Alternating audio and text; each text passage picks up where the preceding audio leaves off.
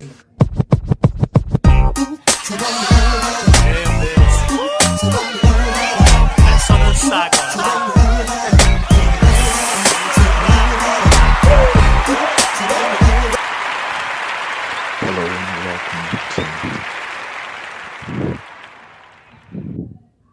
and welcome to the Amazing Facts Bible broadcast. This is me, Bishop Eric Collins. I'm so elated to be here on this morning. I'm going to give you a brief sermon, amen, that we done the other day.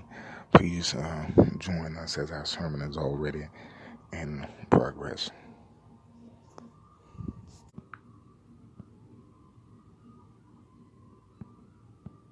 Verse 22, therefore, when he had risen from the dead, his disciples remembered that he had said this to them, and they believed in the scripture and the word which Jesus said. Amen. Amen. If you would next turn with me to the book of Corinthians, the first chapter. We're going to begin at the third chapter, rather, and the 16th verse. If you hang on there with me, we're going somewhere. All right. Thank you, Tom. Again, what is it? Isaiah, 1 Corinthians, the third chapter, the 16th verse. Yeah.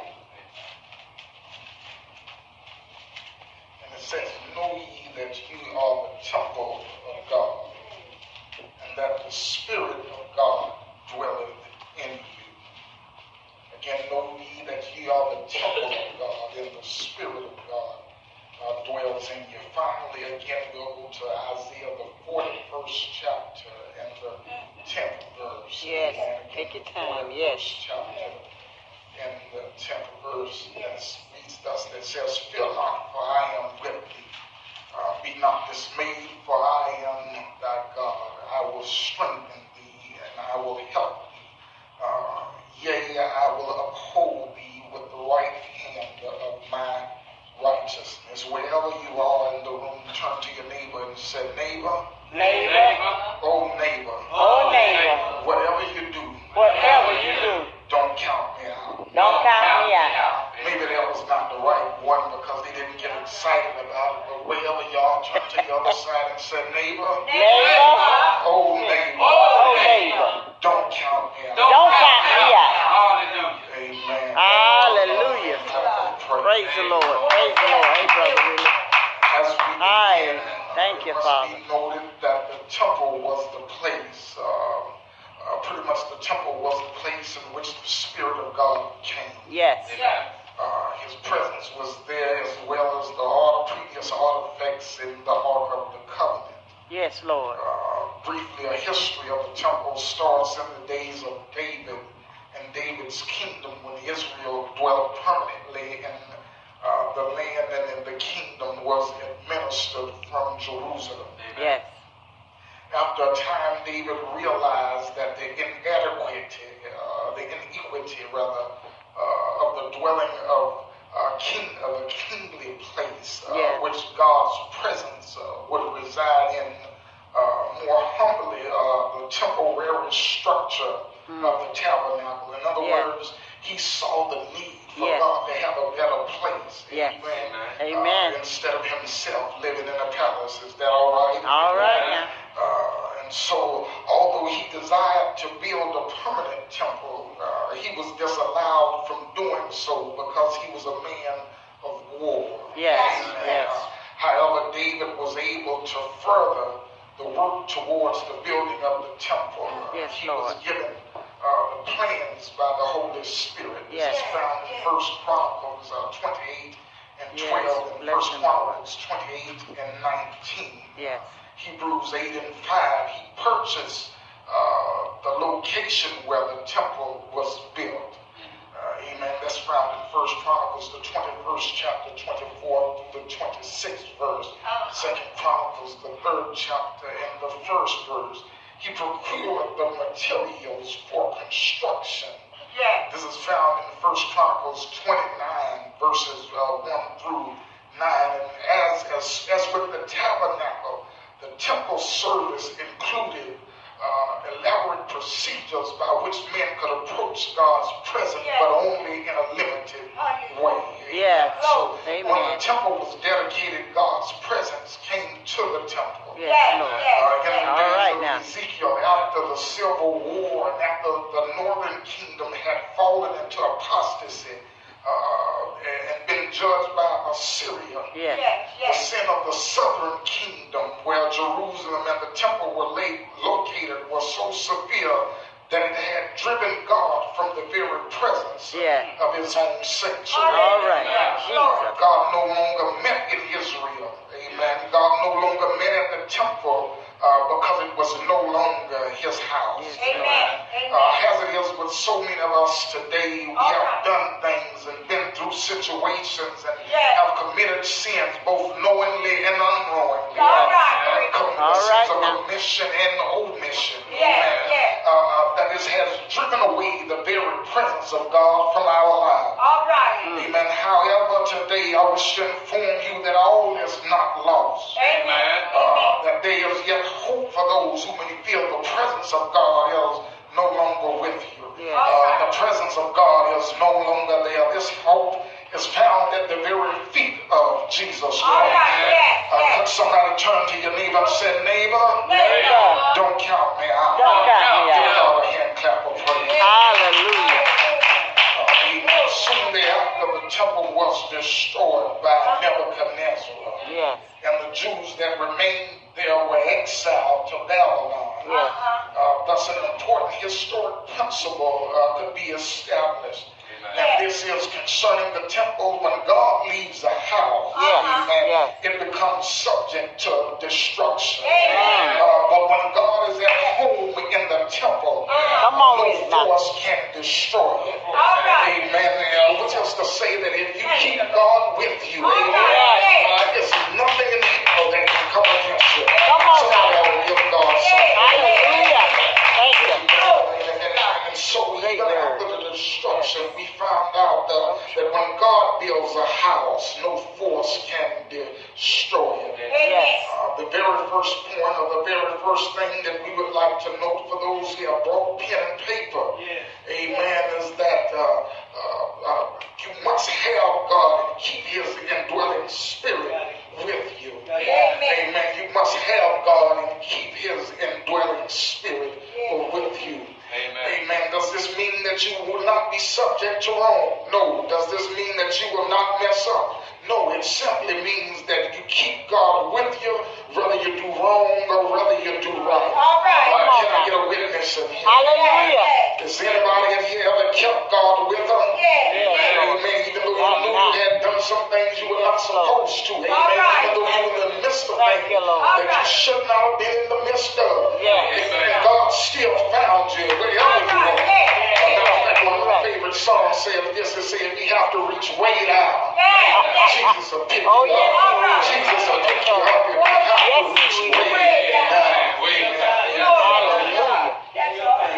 So you have some people that will commit wrong against you. You have some people in this life that will do wrong and feel like God has forsaken them. But that is not the end. Somebody shout hallelujah. God did not give up on you. Yes, Lord. Thank you, Father. This was a problem with those who were in the temple. The presence of God no longer resided there. There was a feeling of self-righteousness. Yes, Lord. And this is what destroyed the first temple. We read that the kingdom had fell into apostasy. Well, apostasy is simply defined as the abandonment or renunciation of religious or political beliefs. The word is derived from the Greek apostia, which means a defect. Amen. So in a sense, there was a defect in the kingdom. There was a defect in the temple. And there was a defect in the worship. The truth of the matter is that we have to be mindful of the things of God. And our second point is that without belief or faith, it is impossible to please God. Yes. Come on. Amen. Sometimes we walk away from the things of God. God might tell you one thing, but you believe another. Amen. The Word of God might say one thing, and instead of following what the Word of God says, we follow after other people. We call other folk. We call Mary, Johnny, and Jimmy. Yes. Mary telling you about how to keep a husband, but Mary done had 7 of them. Come on. Mary can't tell you nothing but how to be by yourself. Yes. Come on. Come on. It's common sense. Apostasy is defined as the abandonment or renunciation of religious and political belief. Yes, Lord. This word is derived from the Greek apostasia, which in the sense means defect. Amen. So the truth of the matter is, and our second point is, without belief it is impossible to please God. Amen. Yes. Wherever y'all turn to your neighbor and say, neighbor, don't count me out. Don't count me out. There was still a wrong neighbor because he haven't caught it yet. Turn to the other side and say, neighbor, oh neighbor, don't count me out. Don't count me out. Amen. And so the Praise the rain Lord. that had begun in such Yes, heart Lord. Don't count me out. seemed to right itself and grew increasingly magnificent, but it now crashes in the final chapter of Deuteronomy. There had been warning signs along the way from the Deuteronomistic writers or editors rather, carefully placed warning signs and narratives. Oh, yeah. Here there's a king that is charged with apostasy, and he had been charged with apostasy for going after other gods, amen, as he was married to foreign women, amen. And twice God had appeared to Solomon, warning him, amen, about the consequences of his lack of faithful obedience. Now the divine punishment appears in the form of 2 realms, amen. One that the adversary or foreign adversaries had at the Edomite, in Rezon the Damascus, and an eternal foe, Jeroboam the son of Nebat, and the prophet Ahiah, amen, by ripping his garment into 12 pieces, giving Jeroboam, Ahiah the prophet announced that the territories would be given unto him, and he gave 10 pieces to one and 2 unto another. Amen. And Jeroboam even received the same assurance of a secure dynasty if he remained faithful. Yes. Jeroboam fled to Egypt until his death, to the death of Solomon, rather, which relates to verses 40, 41, and 43. In the sequence of events which led up to the final destruction of Jerusalem and Solomon's temple by Nebuchadnezzar, and some of the temple articles were taken to Babylon. Yes. As well, Jeremiah had prophesied the destruction of Solomon's temple, which fell on the 9th day of the Jewish month of, amen, date which became famous in Jewish history, known as Tish B'Av, amen. 5 events of national tragedy had been associated with this date. The first of these national tragedies and the supposed cause of all that followed was the failure of the Israelites to enter the promised land. Under Moses, this is found in Numbers chapter 14, verses 23. Oral tradition recounts that this lamentation took place on the 9th of Av, amen. The next 4 events occurring on the 9th of Av all relate to the temple, amen. The second temple and the third disasters involve Solomon's first temple and Herod's second, amen, temple, which were both destroyed 656 years apart. The last 2 disasters occurred 65 years later.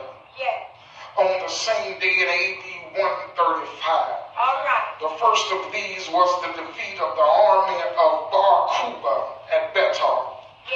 The second followed as a consequence of the first. It was the plowing of the Temple Mount by Roman governor in Judea, Tinius Rufus. Amen. As we close, we see the first temple is destroyed.